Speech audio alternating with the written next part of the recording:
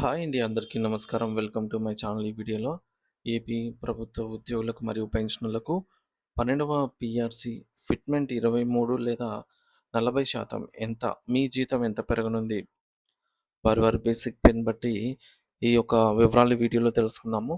Video ఎక్కడే కానీ skip చేయకుండా ఎండ్ వరకు చూసేయండి. అప్పుడే ఇన్ఫర్మేషన్ పూర్తిగా అర్థమవుతుంది. అలాగే వీడియో చూస్తున్న ప్రతి ఒక్కరు లైక్ చేయండి ఫ్రెండ్స్. ఈ వీడియోని తోటి ఉద్యోగ, పెన్షనర్ మిత్రులతో అయితే షేర్ చేయండి.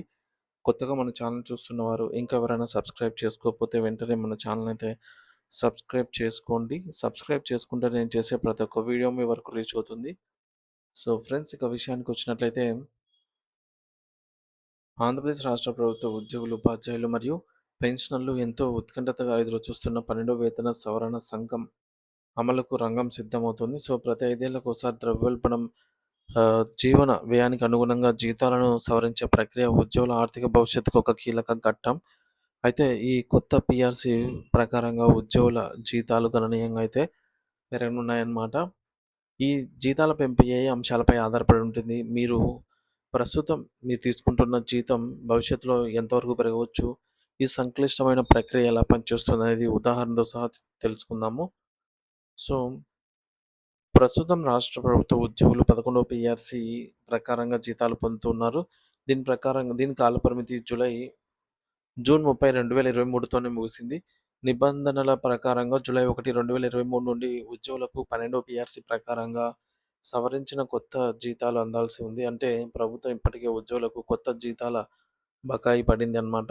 పీఆర్సీ అమలులో జాప్యం జరుగుతున్నందున ఉద్యోగులకు తక్షణ ఆర్థిక ఉపశమనంగా ప్రభుత్వం మధ్యంతర భృతి ఐఆర్ ప్రకటించాల్సి ఉంటుంది. ఈ ఐఆర్ అనేది రాబోయే జీతాల పెంపుపై ఒక ముందస్తు చెల్లింపు లాంటిది. తుది పీఆర్సీ ఉత్తర్వులు వెలువడ్డాక ఈ ఐఆర్ మొత్తాన్ని కూడా బకాయిలలో సర్దుబాటు చేస్తారు. ప్రభుత్వం ఉద్యోగులందరూ ఐఆర్ ప్రకటన కోసం ప్రస్తుతం అయితే అందరూ ఐఆర్ ప్రకటన కోసం ఆశగా ఎదురు చూస్తూ ఉన్నారు. ఒక ఉద్యోగి ఇప్పుడు మనము కొత్త జీతం లెక్కింపు చూద్దాము. ఇందుకు 3 కీలక సూత్రాలైతే అవసరము. ఇందులో ఒక ఉద్యోగి కొత్త మూల వేతనం న్యూ బేసిక్ పే ప్రధానంగా 3 అంశాల కలయికతో నిర్ధారించడం జరుగుతుంది.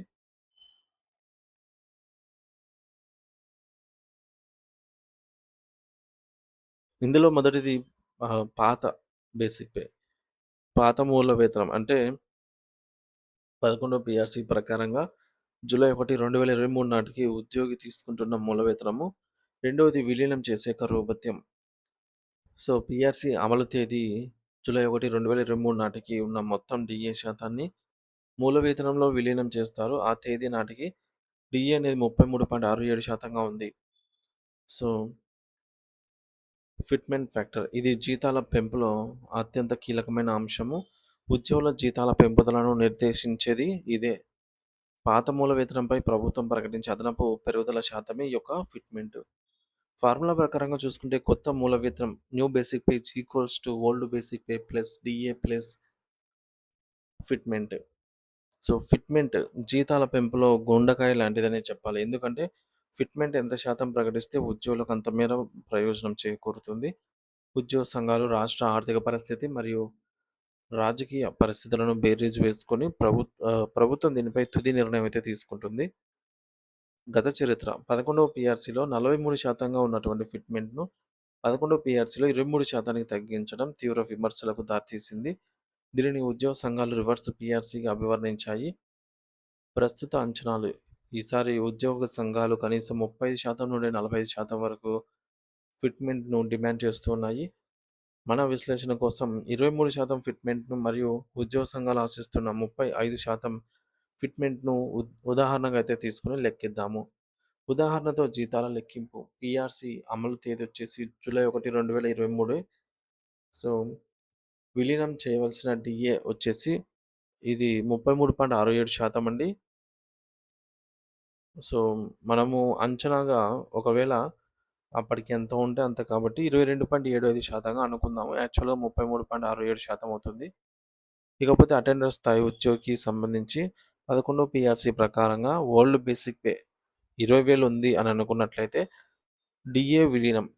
డీఏ రూపంలో అతనికి రూ. 4,550 లభిస్తుంది.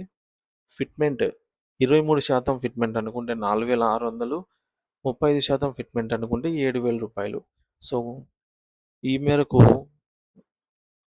న్యూ బేసిక్ పే చూద్దాము. 23% ఫిట్‌మెంట్‌తో చూసుకున్నట్లయితే 20,000 కాస్త 29,150 అవుతుంది. 35% ఫిట్‌మెంట్‌తో చూసుకున్నట్లయితే రూ. 31,550 అవుతుంది. ఈ మొత్తాన్ని కొత్త మాస్టర్ స్కేల్‌లో సమీప తదుపరి స్టేజ్‌కి స్థిరీకరిస్తారు. ఉదాహరణకు ఆహ్, 29,150ని 29,200గా అలాగే 50 పెంచేసి రౌండ్ ఫిగర్ చేసి స్థిరీకరించవచ్చు. ఇక ఉదాహరణ 2 జూనియర్ అసిస్టెంట్ స్థాయి ఉద్యోగి విషయానికొస్తే 11 పీఆర్‌సీ ప్రకారంగా ఓల్డ్ బేసిక్‌పై రూ. 25,220. సో, డీఏ విలీనం వచ్చేసి రూ. 5,737. ఫిట్‌మెంట్ వచ్చేసి మనకు 23% ఫిట్‌మెంట్ అనుకుంటే 5,800, 35% ఫిట్‌మెంట్ అనుకుంటే రూ. 8,827 అవుతుంది. సో, న్యూ బేసిక్ పే వచ్చేసి ఆహ్, 23% ఫిట్‌మెంట్‌తో అయితే రూ. 36,757 అవుతుంది. 35% ఫిట్‌మెంట్‌తో అయితే రూ.